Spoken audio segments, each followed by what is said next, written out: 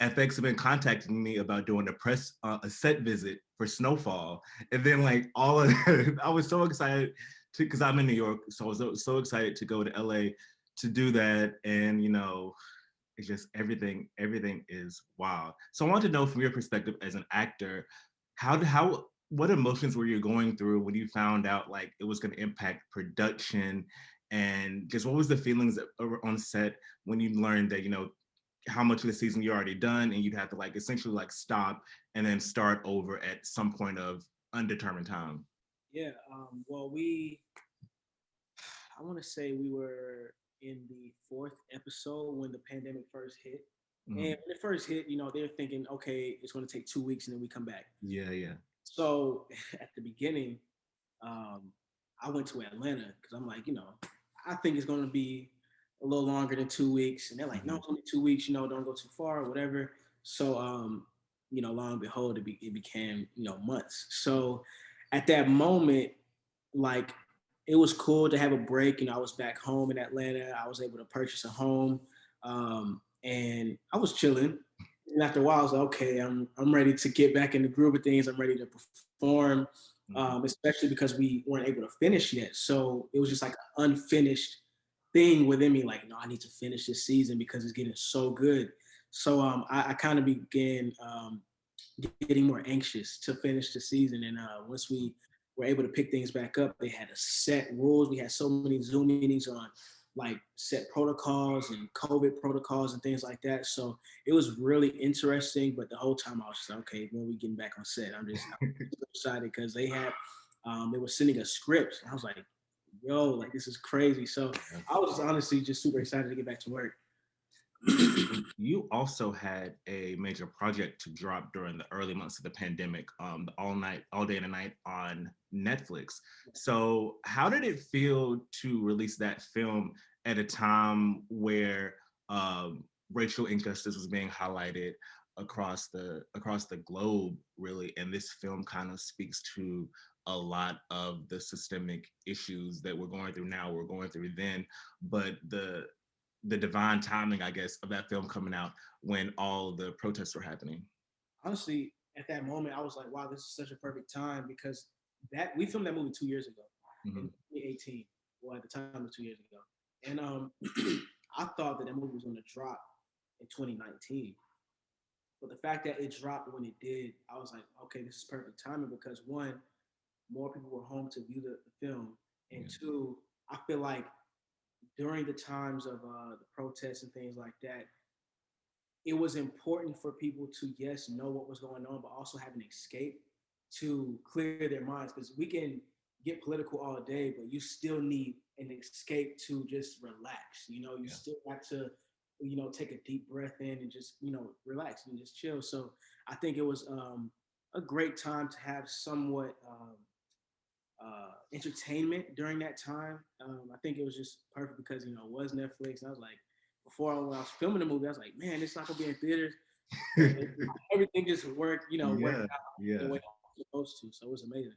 Yeah, I know one thing I've definitely gotten used to is just like all interviews being on Zoom. I'm just like I'm thinking about like I never. It's just different because first of all I'm so used to like going to a hotel and then like having like the regular junket, and now it's kind of a good thing because I feel like talent is kind of more accessible because you all at home essentially, but it's just like it's still like missing that the feeling of the whole 9 yards of the whole premiere, junket press, things like that.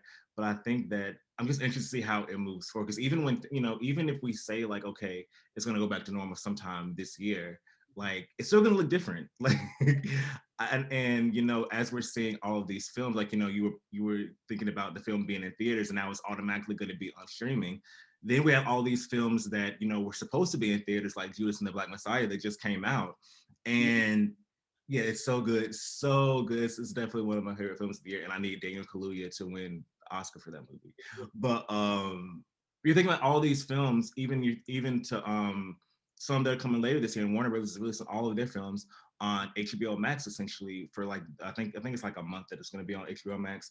But we're in the middle of a big pivot. in the industry. Even when you think about like FX and Hulu's partnership now, like it's just a lot of changes going on. I just think that the pandemic may have accelerated all these changes, but it's still interesting to see. Like at the end of the day, at least the entertainment is accessible for more people to see, and they don't have to like. You don't want people having to risk their lives to go to a movie theater to see that. But even though people are getting vaccinated and stuff, you still don't want to have to. In Atlanta, movie theaters open, so Yeah. Everything is open in Atlanta. for $100 you can rent out the whole theater and have like Wow. 10 people in there.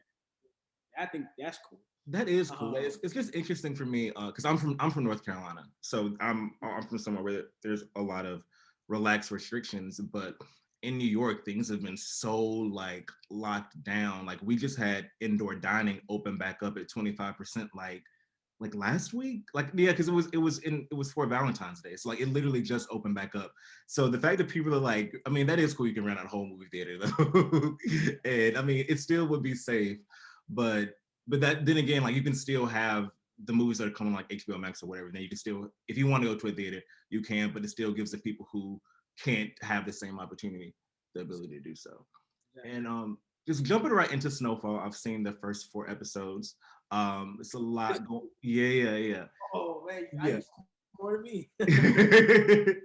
So of course our viewers won't have seen it by the time this comes out. So can you, without giving too much information away, explain the dynamic between Leon and Franklin heading into this season? Because Franklin was gone for a while, and as people will see, a lot of things are going to be different.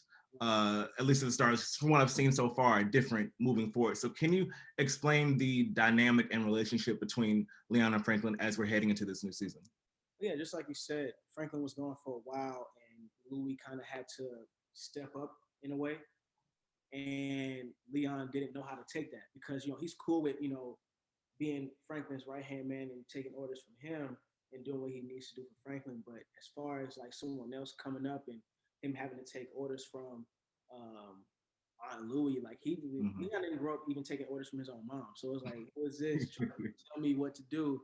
Um, it causes a riffraff with their relationship because Franklin comes in thinking everything's gonna be back the same, and it's not. So they really have to figure out how to now mesh with this new dynamic that Franklin is kind of getting thrown into because he's been down. But Leon is like, I got my mind made up on how I want to interact with you and everyone else. So you just kind of have to learn how I want, to be interacted with. So yeah, it's going to be. Yeah.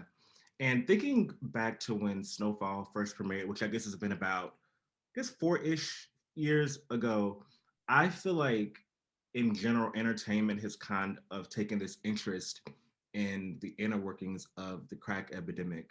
And I've seen so many docu-series and documentaries. I think Netflix actually just had one maybe about a month ago on the epidemic. And it seems like, Snowfall was kind of like the beginning of this curve of content around correcting kind of the narrative that's been in media for so long. Because even in our favorite movies, I think back to like Boys in the Hood, like it presents it. You see it like in the backdrop of some of these films out of the 80s and 90s, but it's not told with the same nuance just because of how we understood it at the time.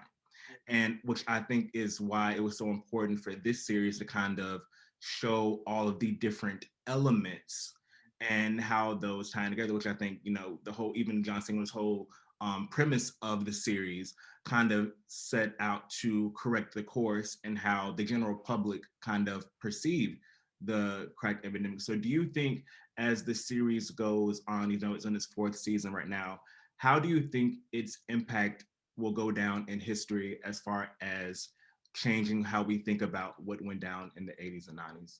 For me, everything is about perspective. So I feel like people that aren't in the Black community had one perspective of, okay, why are these Black people selling drugs in our community? Why are they doing these things? But now we get a new perspective of how that even came in our community in the first place, and why we felt the need that we had to do it.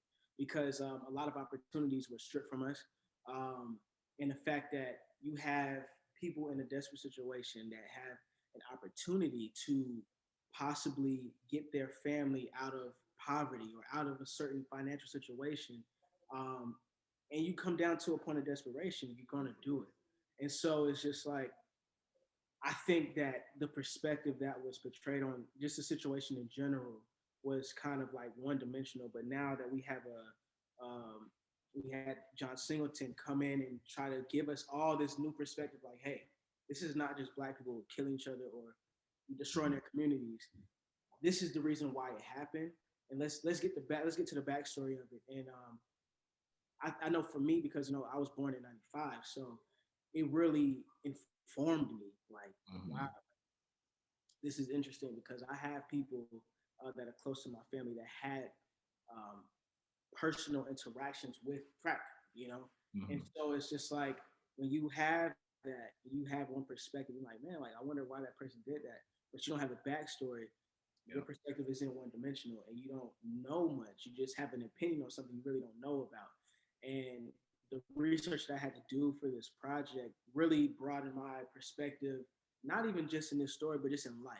I don't ever go into something like I hear something say, oh, that's what it is. I'm like, no, let me do more research. Let me find out what's the backstory, what triggered this to even happen. Like, there's always more to find out. So um, hopefully, just like what it did for me, I hope it changed the perspective of many people to know, like, it's not just one dimensional. Like, this thing is really deep. Yeah. So, Yeah. yeah. We kind of tease a little bit about the dynamic between Franklin and Leon, but overall, what do you think will surprise people the most about season 4? That through thick and thin, they have a brotherly love for each other that is unmatched. Um, like it's I recent in the recent films that I've watched, I haven't seen that dynamic that like no matter what, Mm-hmm. like these two guys that aren't even blood related will continue this broship through everything. So that's the dynamic people are definitely gonna. And in a general sense, it seems to be just the cast has a lot of just overall, the cast seems to have like a lot of chemistry with each other. How did you all work to foster that type of environment where it shows across the screen that okay, these people are just they actually do they actually do like each other outside of this. So how did you all work to develop that over these 4 seasons? It was honestly so natural from season one. Like um, Michael Hyatt, who plays Franklin Saint's mother, she's like a mother to everyone on set. she's we all we all hung out plenty times outside of set. We all like we're in group chats together. We constantly check on each other. And honestly, like for season one, two, and I don't think we did one for three or possibly three. We did like a tour after we film. We'll do a premiere tour where we fly and travel to different states, Mm-hmm. show like the first episode or 2 episodes, and that in itself helped us all like grow together because we're traveling together, we're eating together, we're sleeping in the same hotel room, not hotel room, hotels. So it's just like that in itself, like you're in each other's lives for real outside of set. Like we're not performing, this is real life. So that really like helped everyone just get so close. And honestly, I think, and I honestly hope that this happens when Snowfall is finished. I hope that we all, stay in contact and really stay close because it's honestly become a Snowfall family. Even with the crew, like it's not even just the actors; it's with the crew as well. Like we love our crew. We have the best crew ever, and we all have, we have personal relationships with our crew. So it's not just the actors, and we're like always separate from the crew. We're all, in this together. So that's what I love. So it's great. One scene, I think the most viral scene I think from this series is Franklin's monologue to Leon in the car talking about the brick by brick monologue. I think I actually saw it. I think I saw it on Twitter yesterday because there was this weird meme because I felt like it was one obvious choice. It was like either Franklin or Tariq from Power. And someone was like, "Who would you choose?" And everyone's like, of course it'll be Frank, of course it would be Franklin." But how does it feel? Because I feel like so many people also, I think I may have even seeing that monologue, and so many people were like, "Oh, have you seen Snowfall?" Yeah, I was like, "Yeah, I've seen Snowfall. Where have you been at?" Like, it's been on for like 2 or 3 years at this point. But how does it feel to have the show recognized in the pop culture sphere? Like that, people who may not even be familiar with the show will recognize it because so many people are talking about it, whether that's in context or out of context of the show itself. Man, it was amazing. My first experience with like being in a viral scene from Snowfall was the scene where Leon is having a pep talk to Franklin in jail. Oh yeah, yeah, yeah. Once I posted that like on Twitter, like it went crazy. And then when Damson had that scene, the brick by brick, went even further. So like it's honestly cool because the first 2 seasons I feel like had a slow start as far as audience was concerned, especially with the younger audience. Yeah. It took a long time for the younger audience to like kind of catch wind of Snowfall. But it's honestly cool to watch. Like I see so many memes, like so many memes, or like literally I go out with my mask and a hat or whatever. People still like, I love you on Snowfall. Like, bro, like how do you know it's me? But they always like, man, how do you let Franklin talk to you like that? Or that's a script, Like, yeah. but it's cool. It's honestly cool. It's all love, so it's amazing.